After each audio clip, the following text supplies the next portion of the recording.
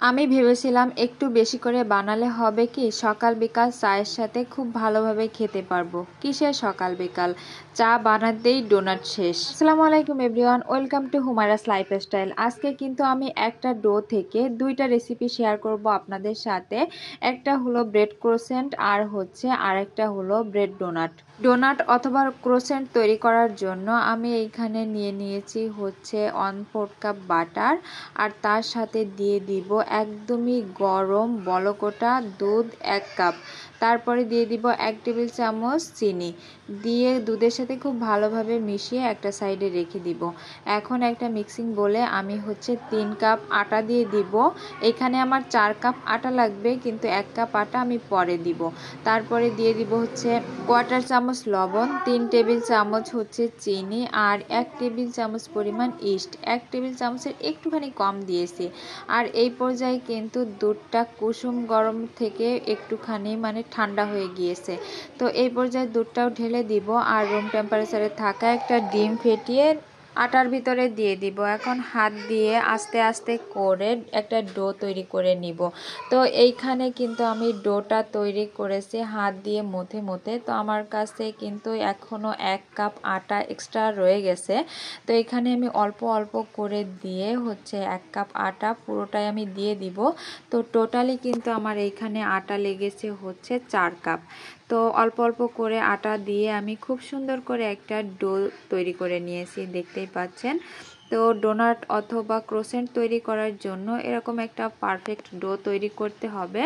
এখন ঢাকনা দিয়ে ঢেকে রেখে দিব 1.5 ঘন্টার জন্য রেস্টে। তো 1.5 ঘন্টা পর কিন্তু ডোটা ফুলে ডাবল হয়ে গিয়েছে। এখন উপর থেকে বাতাসটা রিলিজ করে দিব। তারপরে হাত দিয়ে অল্প একটু মথে নিব। এখন একটা বোর্ডের উপর নিয়ে ডোনাট আর ক্রোসেন্ট তৈরি করার জন্য আমি অর্ধেকটা ভাগ ভাগ করে নিয়েছি।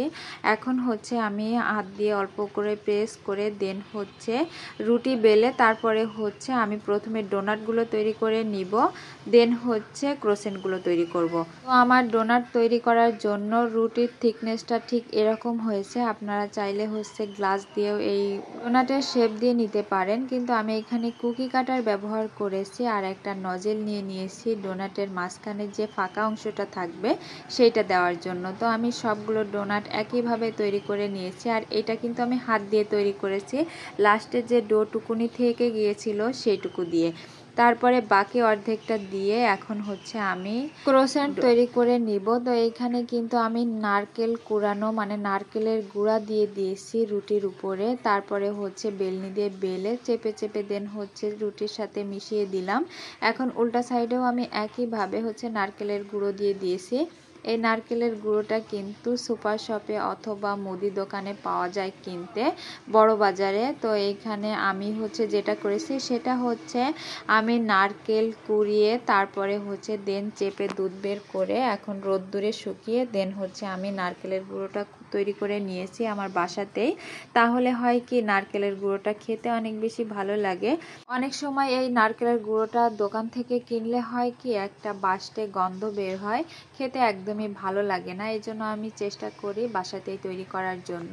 তো এখানে আমি প্রথমে ডোনাটগুলো কিন্তু 15 মিনিটের জন্য রেস্টে দিয়েছিলাম। এখন ডোনাটগুলো আগেই ভেজে নিব। তারপরে ডোনাট ভাজতে ভাজতে কিন্তু এই যে ক্রোসেন্টগুলো রেস্ট হয়ে যাবে 15 মিনিট।